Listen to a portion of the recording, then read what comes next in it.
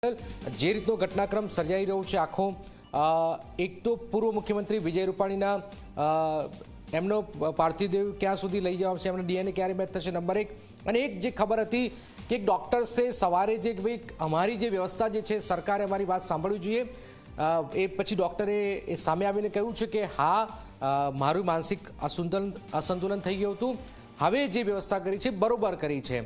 તો હવે શું ખબર તમારી સામે આવી રહી છે હેતલ?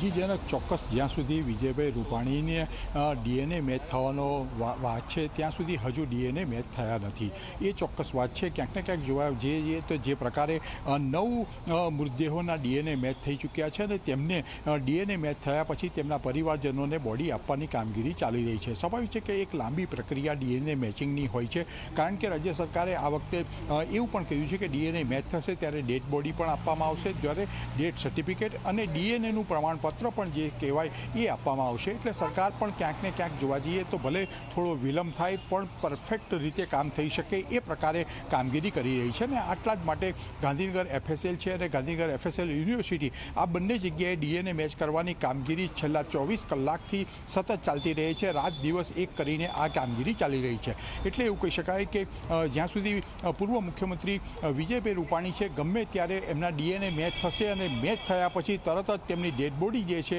એ પરિવારજનોને સોંપવામાં આવશે અને તેની અંતિમ વિધિ રાજકોટ કરવામાં આવશે. એ પ્રકારની વ્યવસ્થા અહીંથી કરવામાં આવી રહી છે અને રાજકોટમાં પણ એ પ્રકારની વ્યવસ્થા છે.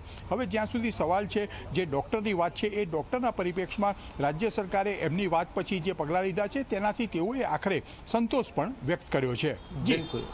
બિલકુલ, આ ખૂબ જ મહત્વપૂર્ણ જાણકારી હિતેલ આપી રહ્યા છે. હિતેલ, આપણી પાસે ફરીથી આવીશું.